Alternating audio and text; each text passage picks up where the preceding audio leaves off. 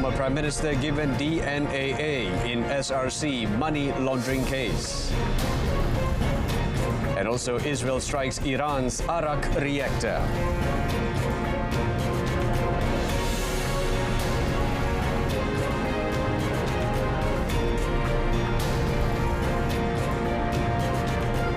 Good afternoon and Salam Malaysia MADANI. I'm Brendan Lepal. We begin the news with the local story. Former Prime Minister Datuk Seri Najib Razak was today granted a discharge not amounting to an acquittal DNAA in his final criminal case involving SRC International Sendirian Berhad funds, amounting to 27 million ringgit after trial has stalled since 2019. Now, the decision was delivered by High Court Judge K. Muniandi during today's hearing on whether to set new trial dates or grant a DNAA as previously applied by the defence. K. Muniandi said the rule of law was applicable to prevent such a detrimental situation whereby an accused person is saddled with criminal charges with no outcome for an indefinite and indeterminate period. He stressed that the prolonged wait for trial has become a long haul for the accused person, denying him of a timely resolution. With today's DNAA, Datuk Seri Najib has only the 1MDB trial still pending. The former Prime Minister's lawyer, Tan Sri Muhammad Shafi Abdullah, had previously suggested to court to grant his client a DNAA in the interests of justice, as trial has been indefinitely postponed since 2019. A DNAA means an accused person can face trial for the same charges in the future if the prosecution decides to reinstate them. The Israeli army said on Thursday it has bombed a nuclear reactor under construction in central Iran during a wave of airstrikes on the 7th day of the conflict between the two countries. The Israeli military said it targeted the Arak heavy water reactor's core seal to stop it from being used for nuclear weapons development and will continue to target additional facilities. The UN nuclear watchdog, the IAEA, said it had information that the heavy water research reactor under construction there had been hit but did not contain radioactive material. The research reactor was only partially built, with Tehran informing the UN nuclear watchdog that it planned to begin operating the facility next year. The military says the strike targeted the component intended for plutonium production in order to prevent the reactor from being restored and used for nuclear weapons development. Hostilities began on Friday when Israel launched airstrikes on several sites across Iran, including military and nuclear facilities, prompting Tehran to launch retaliatory strikes. Israeli authorities said at least 24 people have been killed and hundreds injured since then in Iranian missile attacks. Meanwhile, in Iran, 585 people have been killed and more than 1,300 wounded in the Israeli assault. The head of Russia's Nuclear Energy Corporation warned on Thursday that an Israeli attack on Iran's Bushehr nuclear power plant could exceed all known nuclear accidents in the history of mankind. Bushehr is Iran's only operating nuclear power plant and was built by Russia. An Israeli military spokesperson said Israel had struck the site, but an Israeli military official later called this statement, quote, a mistake, and said he could neither confirm nor deny that the Bushehr site on the coast of the Gulf had been hit. Russian President Vladimir Putin said that Israel had promised Russia that Moscow's workers, who are building more nuclear facilities at the Bushehr site, would be safe, even as Israel tries to degrade Iran's nuclear capabilities by force. The head of Russia's state nuclear corporation Rosatom, Alexei Likachev, warned on Thursday that the situation around the plant was fraught with risk. He said the radioactive cloud, given the prevailing winds, given the proximity of a number of borders, including a number of Arab states, could cause damage to a number of states located nearby. Likachev added that Russia has evacuated some of its specialists from Bushehr, but the core workforce, which Putin said numbered hundreds of people, has remained on site. Now, the White House said on Thursday that President Donald Trump will make a decision on whether the U.S. will get involved in the Israel-Iran conflict in the next 2 weeks. Citing a message from Trump, White House Press Secretary Caroline Leavitt said there is a substantial chance of negotiation that may or may not take place with Iran in the near future. Levitt told a regular briefing that Trump was interested in pursuing a diplomatic solution with Iran, but his top priority was ensuring that Iran could not obtain a nuclear weapon. She said any deal would have to prohibit enrichment of uranium by Tehran and eliminate Iran's ability to achieve a nuclear weapon. Iran has all that it needs to achieve a nuclear weapon. All they need is a decision from the supreme leader to do that. And it would take a couple of weeks to complete the production of that weapon, which would of course pose an existential threat, not just to Israel, but to the United States and to the entire world. Levitt declined to say if Trump would seek congressional authorization for any strikes on Iran. Strikes and the attacks from Israel. Australia has suspended operations at its embassy in Tehran due to the deteriorating security environment in Iran and has directed the departure of all Australian officials. Its Foreign Minister Penny Wong said Australia's ambassador to Iran will remain in the region to support the government's response to the crisis.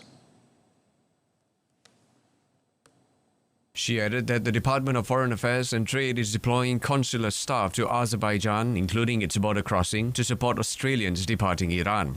They are continuing planning to support Australians seeking to depart Iran and remain in close contact with other partner countries.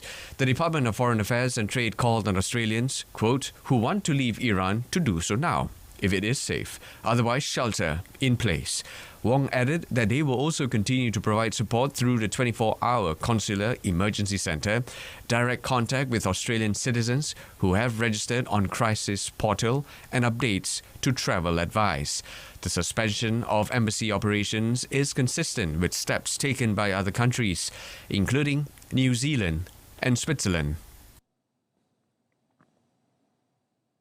And in other news, one of tech billionaire Elon Musk's SpaceX Starships exploded during a routine test late Wednesday in Texas, adding that no one was injured.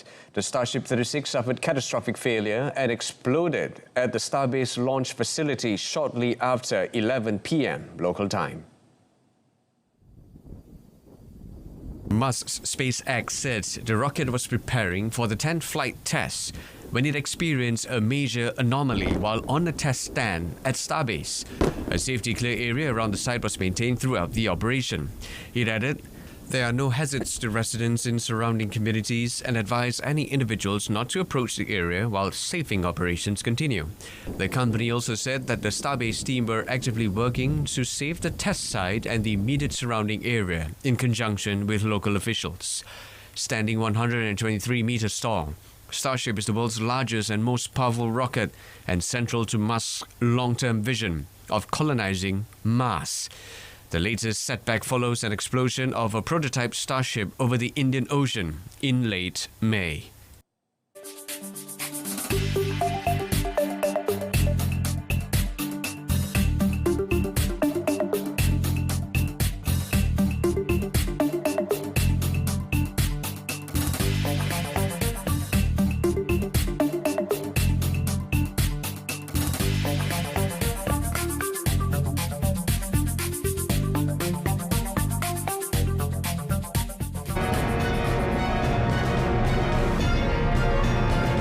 Next, TikTok's future looms as Trump extends deadline to 17th of September.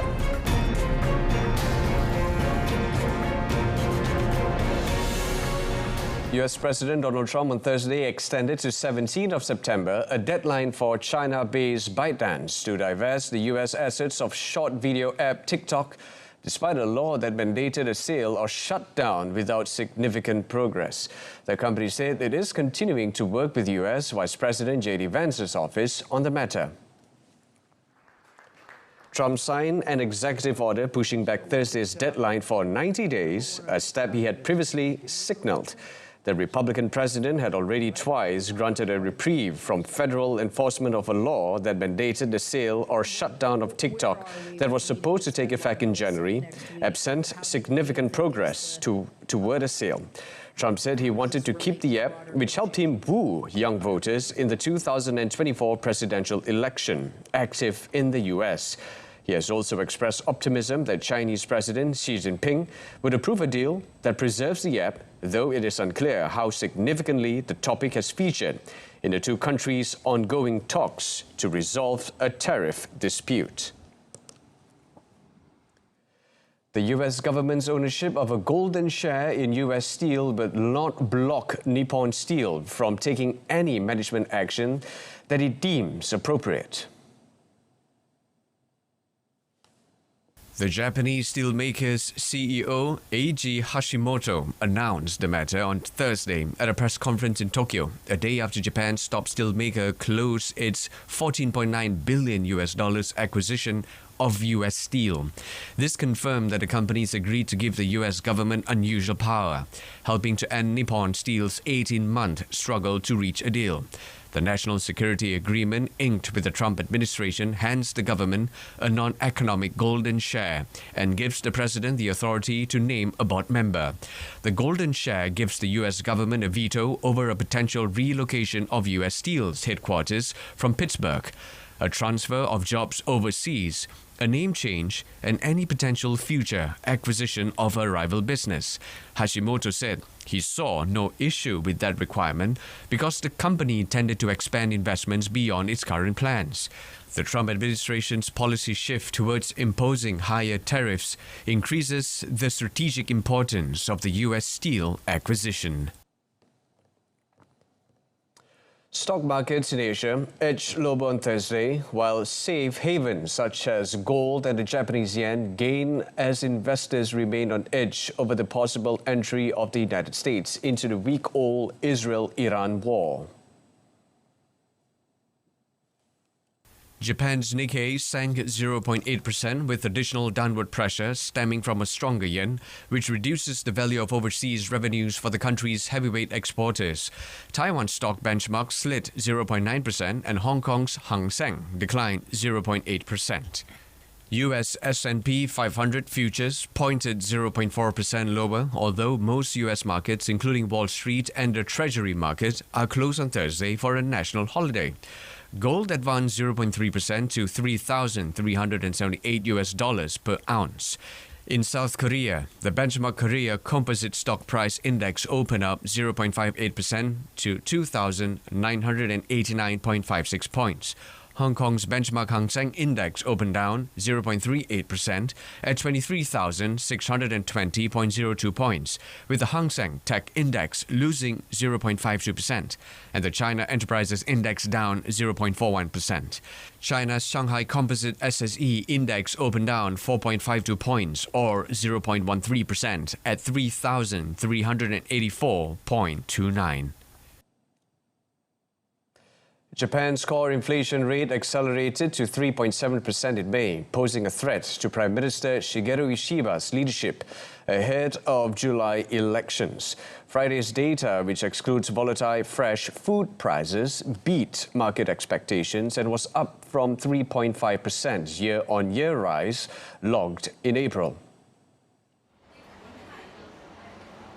Rice prices were more than twice as high compared to a year previously, despite the government releasing its emergency stockpile of the staple grain. Prices rose for a variety of food products, including non-fresh items, ranging from coffee to chocolate. Electricity bills were 11.3% more expensive, and gas fees rose 5.4%. Frustration over inflation threatens to deal a blow to Ishiba's ruling Liberal Democratic Party next month, when an election for Parliament's upper house is due. Intensifying fighting between Iran and Israel was also adding pressure for energy prices to head north, posing a further risk to the Japanese economy. Earlier this week, the Bank of Japan kept its interest rates unchanged and said it would taper its purchase of government bonds at a slower pace, as trade uncertainty threatens to weigh on the world's number 4 economy. New Zealand has suspended millions of dollars in budget funding to the Cook Islands on Thursday, as the relationship between the two constitutionally linked countries continues to deteriorate amid the island group's deepening ties with China. News of the freeze comes as New Zealand's Prime Minister Christopher Luxon is in China and ahead of a meeting with Chinese President Xi Jinping and Premier Li Qiang on Friday. In February, Cook Islands Prime Minister Mark Brown visited China and signed a strategic partnership spanning areas from deep-sea mining to education scholarships, but excluding security ties. New Zealand says the Cook Islands did not properly consult on the documents ahead of the signing, thereby breaching the arrangement between the two countries. Cook Islanders enjoy being New Zealand citizens, but the part of our constitutional arrangements as a realm country and free association is that we actually have responsibility for matters around defence and security. And as a result, what we've said from the beginning of the year, we were unhappy and dissatisfied with the fact that the Cook Islands government wasn't open and transparent about its international agreement. According to Indonesia's government on Thursday, flights at Igusti Ngurah Rai International Airport on the island of Bali have returned to normal as eruption of Mount Lewotobi Laki-Laki in East Nusa Tenggara province has receded. An official from the airport confirmed that flights have resumed normal operations. There were no reports of cancellation for either international or domestic flights on the airport's website on Thursday. Additionally, several airline flights that were previously cancelled due to the eruption of Mount Lewotobi Laki-Laki have gradually returned to operation. The Volcano Observatory notice for aviation, which had been at red level, the highest warning for flights, has been lifted. The Volcanology and Geological Disaster Mitigation Center stated that Mount Lewotobi Laki-Laki has gradually eased its eruption after Tuesday's activity, which sent a column of ash up to 10 kilometers into the sky. The 1,584-meter-high volcano is one of 127 active volcanoes in Indonesia. Chinese state media reported on Thursday torrential rains fueled by Typhoon Butip and seasonal monsoon conditions triggered flooding and landslides in southern China. In Huaiti County of Zhaoqing, Guangdong Province, more than 68,000 residents were evacuated. Vast areas of Zhaoqing City in Guangdong Province were submerged, with floodwaters inundating shopfronts and covering roads. Footage carried by CCTV showed extensive damage in urban areas with cars and trees submerged by floodwater. Rescuers could be seen trying evacuating residents from flooded buildings via a rubber dinghy. In neighbouring Maoming City, residents took shelter at an evacuation centre before a landslide buried parts of their village. The flooding affected 183,000 residents in Zhaoqing's Huaiti County, with the city mobilizing more than 10,000 rescue personnel. The flooding affected much of Guangdong Province and the neighbouring Guangxi region. Typhoon Butip, China's first typhoon of 2025, made landfall on the island province of Hainan on 13th of June, before moving to Guangdong the day after.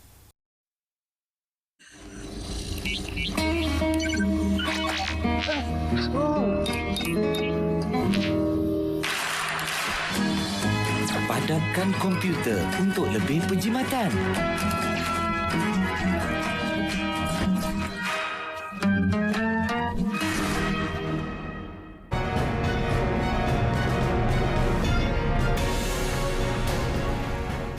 Lionel Messi connected on a free kick in the 54th minute to propel Inter Miami to a 2-1 victory over FC Porto in a Group A match at the Club World Cup on Thursday.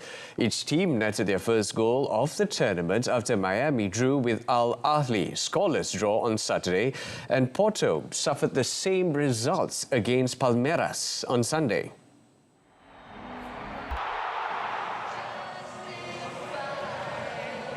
In another match, Brazil's Palmeiras scored twice in the space of Pablo Barrios' brace lifted Atletico Madrid to a 3-1 victory over the Seattle Sounders on Thursday, getting the Spanish side's Group B campaign back on track. Axel Witsel also scored as Atletico rebounded to victory at Seattle's home field after they began their Club World Cup campaign, losing 4-0 to Paris Saint-Germain in Southern California. The home side. And still on football, Real Madrid said on Thursday, Kylian Mbappe has been discharged from hospital after suffering from gastroenteritis during the Club World Cup. In a statement, it confirmed that Mbappe will continue with specific medical treatment and will gradually return to team activity. Early on Thursday, the Spanish club announced that Mbappe was admitted to hospital in order to undergo a series of tests and follow the appropriate course of treatment after suffering from an acute case of gastroenteritis. Frenchman Mbappe missed Real's opening game at the Club World Cup against Al Hilal, which ended in a 1-1 draw on Wednesday. The club source told that Mbappe had been isolated from his teammates since Tuesday before taken to hospital on Wednesday, and is not expected to play in any of the group stage matches of the tournament. Coach Xabi Alonso hinted on Wednesday that Mbappe was doubtful for Real's next game against Mexican side Pachuca on Sunday in Charlotte, North Carolina.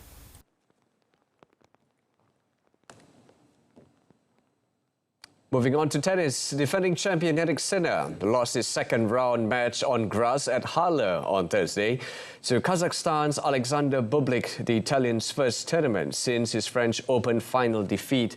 The world number one fell 6-3, 3-6, 6-4 to the 45th ranked Bublik for the 23-year-old's first defeat to a player ranked outside the top 20 since the summer of 2023. A few days before his defeat to Spaniard Carlos Alcaraz in the title match at the French Open, Sinner had easily dispatched Bublik in the quarterfinals at Roland Garros, dropping only 6 games.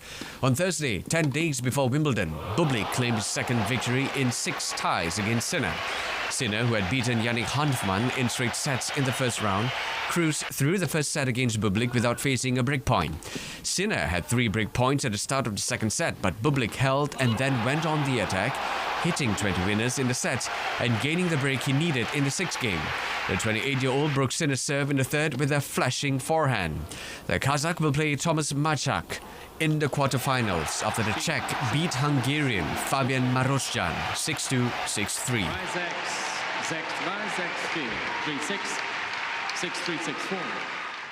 12 days after winning her second Grand Slam title at the French Open, Coco Gauff fell 6-3, 6-3 at the hands of Wang Zhiyu on grass in Berlin on Thursday. Winner of 10 main tour titles, including the US Open in 2023 and the WTA Finals in 2024, Gauff has yet to lift the trophy in a grass court tournament.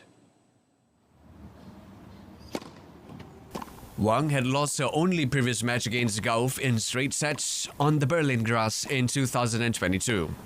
Gauff, fresh from her win in Paris, did not look comfortable on the slick surface and was broken in the 7th game, with Wang clinching the set after the American first double faulted on deuce and then sank a drop shot into the net on set point. The 49th-ranked Chinese player trailed 3-1 in the second set, outplayed the error-prone Gauff to win 5 games in a row for a straight sets victory. She will play Spain's Paula Badoza, the 10th seed, in the quarterfinals. Meanwhile, Czech Markéta Vondrousová, the 2023 Wimbledon champion, needed 3 sets and 2 hours and 20 minutes to break the resistance of Russia's Diana Schneider. Vondrousová, who was 6-5 and 30 love up in the second set, advanced with a 6-3, 6-7, 6-3 win and will face lucky loser Ons Jabeur, a 2-time Wimbledon finalist, in the last 8. Game set match Vondrousová. 2 sets to 1, 6 rings. Deruman jentera moped berbagai kategori terus menggegar dalam perlumbaan motosikal Petronas Malaysia Cup Prix musim 2025. Dengan jiwa kelajuan, nantikan pecutan kemenangan setiap pelumba hanya di RTM.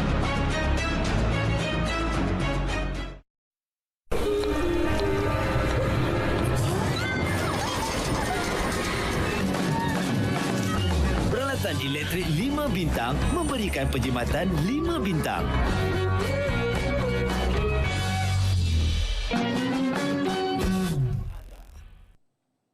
Wrapping up our bulletin with a reminder of our top story. High Court discharges former Prime Minister in 27 million ringgit SRC case.